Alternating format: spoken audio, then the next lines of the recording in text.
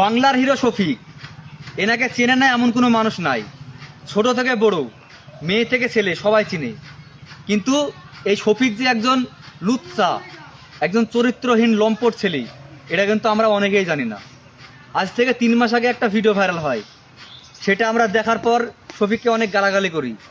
তারপর মোটামুটি ঠিকই ছিল, তারপরেও কিন্তু শফিকের ভিডিও আমরা দেখতাম। কিন্তু আজ থেকে 3 দিন আগে একটা ভিডিও ভাইরাল হয়েছে, এটা একদম সেম টু সেম ব্লু ফিল্মের মতো। এটা দেখার পর আমি নিজে থেকেও আর ওনার ভিডিও দেখব না।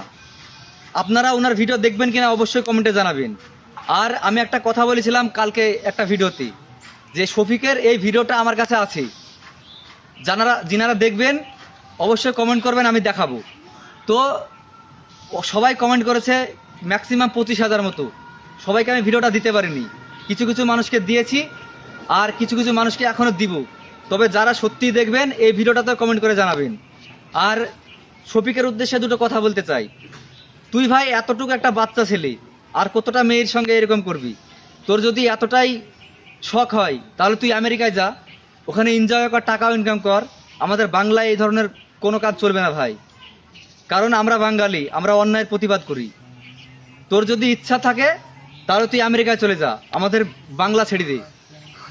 সবাই যদি একমত থাকেন তাহলে আমাদের এই ভিডিওটা অবশ্যই শেয়ার করবেন আর কমেন্টে আপনাদের মতামত জানাবেন।